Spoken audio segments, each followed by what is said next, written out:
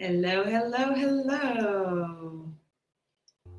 It's good to see you, Rhonda, and welcome viewers to Hey, Cooler Talk. yeah. And boy, do we have a lot to talk about today. Today we're going to talk about making tough choices to take care of ourselves. Yes, You want to start, making Cynthia? tough. Since it was your idea? Yeah, well, actually, yeah, I'm underwater with a bunch of projects. It's like I have this amazing ability to attract busyness. And I use the word busyness versus business. um, but busyness. I have gotten the attention of a lot of people, and they all want my help. And um, now I'm in the position where I really need to start ring fencing like what I'm actually capable of. And I've noticed that when I am invited into a conversation with one of my colleagues, and I can see that they're about to ask me, like, oh, do you think we could work together on this project? Um, that I'm really, I'm kind of enjoying and appreciating that camaraderie and that conversation and that discussion. And that actually distracts me from sort of assessing my reality and balancing my calendar with what I can like realistically accomplish and provide to some folks. So, or not some folks, to anybody else at this point. Like my calendar is full up and overflowing. Um, and the sign that I have reached that point is last weekend, I was not able to rest. I was working on a few things at home, not work things, but I was thinking about work things, and those topics were in my mind, and a little bit of solutioning going on. And at one point, I was like, you know what? I'd like to take a nap. The weather is getting a little bit warmer, and the pace is slowing down. I think a lot of folks are off on vacation, and so I went to bed and I lay there and I couldn't fall asleep. And I felt like inside, I felt like a cranky 4-year old. I don't know if you remember what 4-year olds can be like when they can't take a nap, but they get cranky. I was getting cranky with myself because I was getting very frustrated with the fact that I could not relax my body for half an hour to enjoy just rest. Like my mind would not allow me to do that. So that's a sign that like I am distracted to the point where I have not been making the tough choices to take care of myself, and now I'm being punished for it because like my mind is running rampant with the things that don't matter, and my health actually matters. My health and happiness matters more than all of the other distractions. Well, there are consequences to not making those tough choices. And Yes, if we're in a people pleasing mode, the tough choice is saying no. yes, And yes, people pleasing never benefits anyone on either side. It no. really doesn't.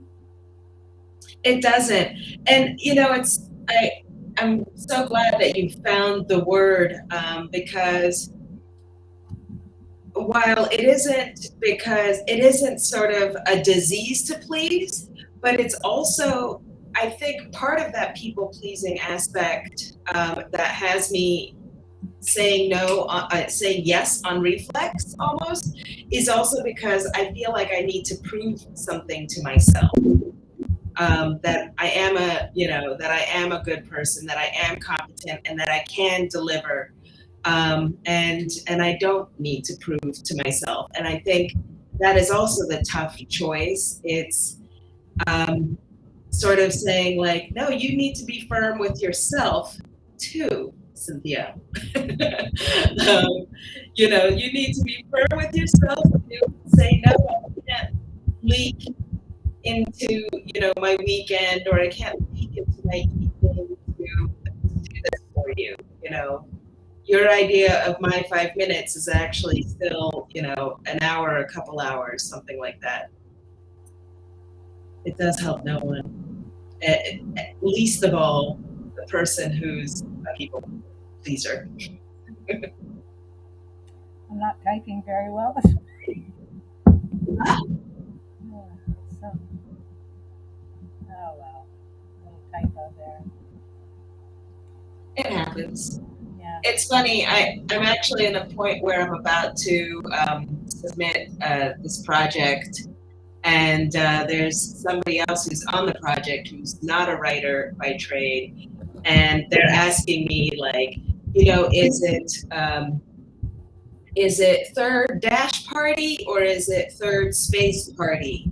I'm seeing inconsistencies, and I finally had to just write this person back, and this was difficult for me because I people pleased throughout this conversation over the past few weeks.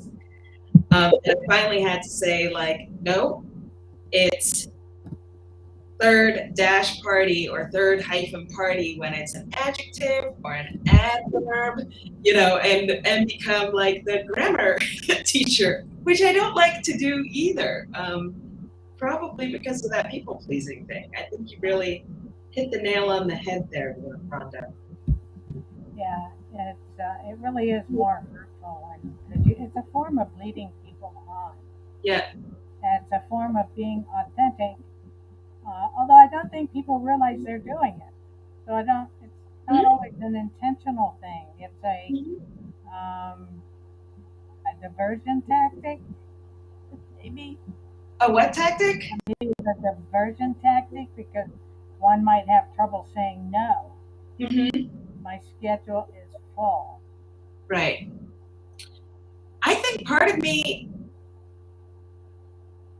that could be it. But I think part of me also feels like I need to prove to myself that, I could do this, or I can do this person a favor. Well, So you're wanting to right. do it and in reality being able to do it are two different things. We all have, Mm-hmm. I know, the same 24 hours in any day, but you have to manage that time Mm-hmm.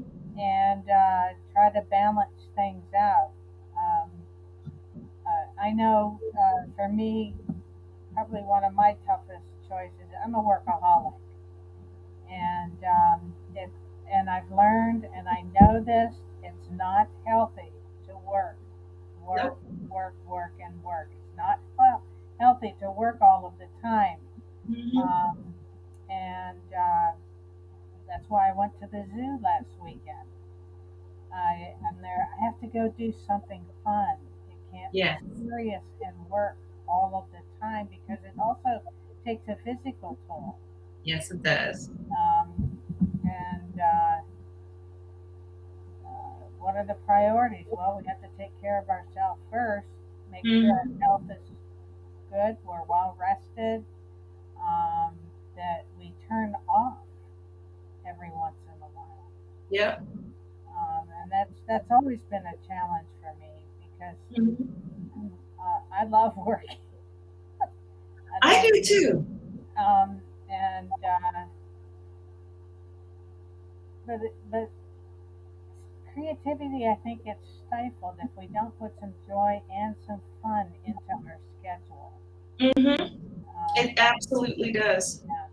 I mean, if I had my choice, I mean, I would never leave my home. I would just stay here in my little cocoon, protected from the world and whatever's going on out there, and disagreeable people or people that disagree, Mm-hmm. and live in my little la la land. But I, I don't think we're put on this earth to be live um, soul solely. Mm-hmm. Um, we have to interact and give back. Mm-hmm. And I was thinking this morning, one of the things I was thinking was there's two types of energy with people. Um, there's the people that are sucking energy out of you all of the time because they're insecure and they need to pull it from other people, from the outside Mhm. world, to Mhm. calm their inside. And then there's the people who are energy givers. Mhm. And I'm like, do I want to be an energy sucker or do I want to be an energy giver? And I want to be a giver. It flows so much easier when the mindset is of giving. When Mhm. there's just like an even flow there. And when I'm in situations where I feel like I'm constantly being pulled, my energy is constantly being pulled, I have to say no. Yep. I have to take steps to take care of myself and say no. Mhm. It's not my responsibility to fulfill the conflict that's going on within yourself. Yep. Yep. You are responsible for that. You have to learn. Um, yeah, you have to. The energy takers are usually insecure, and they have to borrow, or it's kind of like a straw, sucking. They have to suck that out of other people. Although I don't think it's intentional, but they have to take other. It's like taking other people something from somebody else to fulfill what's going on inside. Right. And at 68 years old, I learned that doesn't work. Yeah. It Well, doesn't work. It's a constant struggle. if Um, you consider the laws of nature, somebody who's going to be sucking energy is has a void. So, and, and it's obvious that there's a void, but are we responsible for telling them? Well, I don't know. That's a I big don't question. I don't think I mean, since you're asking my opinion, I don't think we're responsible for telling anybody anything, but I think the tough choice is sometimes like really identifying in that moment, what it is that you're experiencing in interacting with this person, and then saying Right? like, hey, you know what, I gotta go because, Yeah, because for yourself, and that you have to tell yourself, you know what, like this is not helping my yeah. vibrational balance. I'm feeling like if I stay here, this person will suck all of my energy and, good vibrations. So, But then too, I'm looking over the process of life, and I'm like, doesn't everybody go through that? yeah, I mean, I think that's part of our evolvement, part of our development, yeah, to go through that process. It's kind of like having an epiphany. It's usually darkest before you have that epiphany, yes. and learning discernment is, if you don't understand not only your boundaries but other people's, and it, it's hard to discern. Well, I We think, take care of ourselves, but we don't want to be only thinking of ourselves. yeah. And And there is a difference well, between, empathy in there. yeah, there is a difference between like feeling how you're feeling and there's a difference between awareness and thinking. Like thinking is what kept me from napping. I Yeah, was Thinking was what kept me from napping. I have to listen to this one YouTube channel before I go to sleep every night because I lie and get into bed and all of a sudden everything starts working and I'm like, oh, I need a distraction. Yeah, and Yeah, I'm very sensitive to that because I am used to being able to stop what's called monkey mind among the Buddhists, and that hamster wheel sort of line of thinking. So I was extremely sensitive to my inability to kind of just let go of those thoughts and so it actually created a high contrast moment, which is what you were just referring to, a high contrast moment where I could say, oh, I think I just stepped in my little learning lesson right now, and my shoe stinks. Yeah. You know, and I needed that. I needed that stark awareness that, like, oh, I can't relax my body because I can't relax my mind. And it was so intense that I didn't actually nap that day. And I was cranky for the rest of the day because I couldn't nap. And But it's yeah, not, and then we bark at other people. It's not their fault. We're in a no, bad mood. no, it isn't their fault. My poor husband, he was kind of like, you're being a little bit cranky. I couldn't make decisions. Do you want chocolate or strawberry? And I was like, I don't know, like nothing. I was, and actually, I kind of really appreciate being able to sort of tap into that memory of how I guess a child can be, because, for them as well, like being caught up in this information sensory, knowledge overload place will make you cranky. Like you can't, you have to sort of like make that tough decision. And I think actually one of the things we wanted to address was the making the tough choices as an entrepreneur and as a sort of home business owner, because you feel like you have to be good at everything. You feel like you are the only one who can do, or who is there to do everything.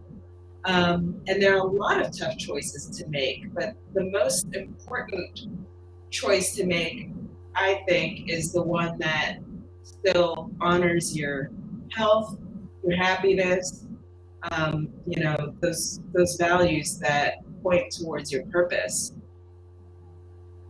and not people pleasing, which guilty as charged. Like I did that when I was a freelancer too. Yeah.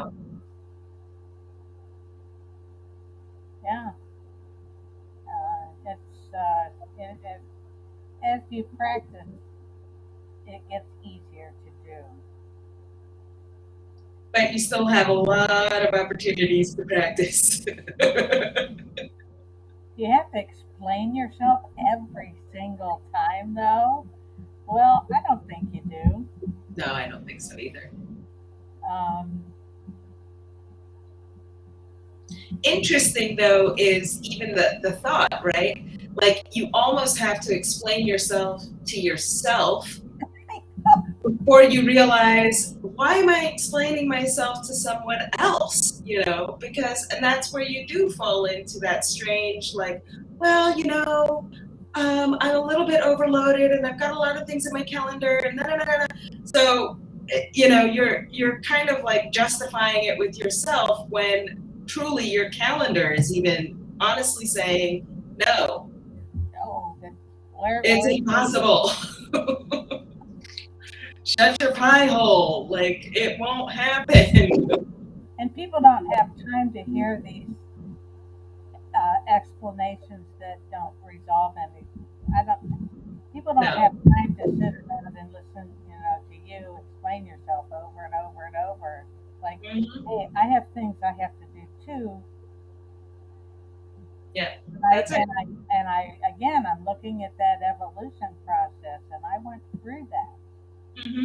And and then finally I started paying attention because people were saying over and over and over, you don't have to give me a blow by blow description. You can summarize. Hmm. Hmm. Hmm. Summarize. Okay. No. Doesn't that sound so harsh, doesn't it? guess you could say, here's the summary. No. We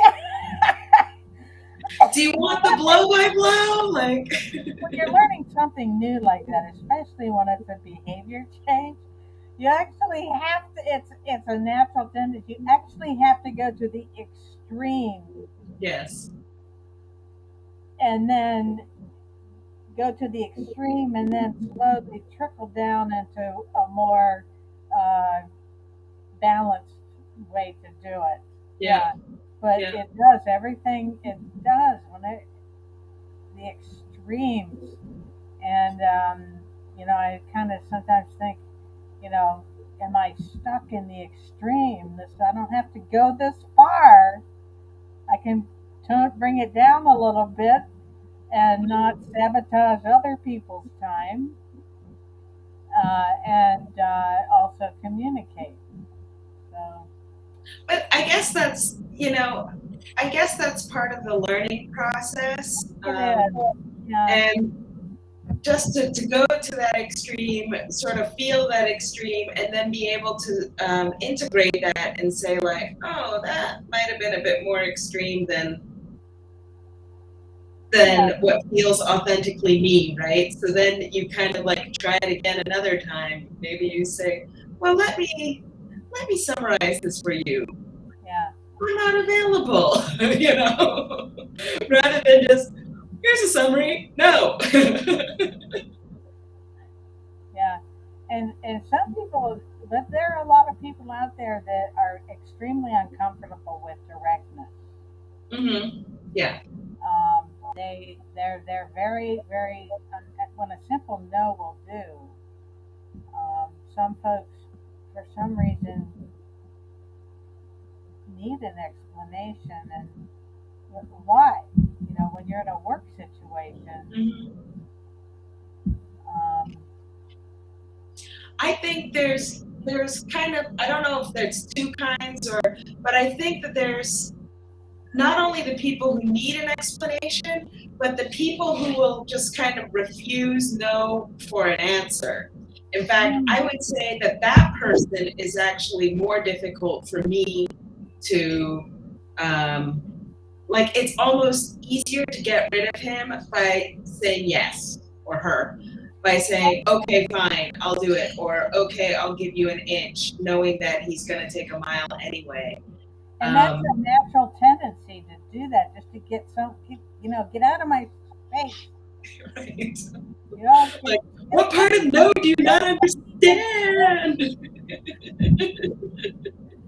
if you say, let's talk about this later, and then you have the stress of de- knowing that you have to revisit this at a later time when you have much more productive things to Mhm. do. Mhm.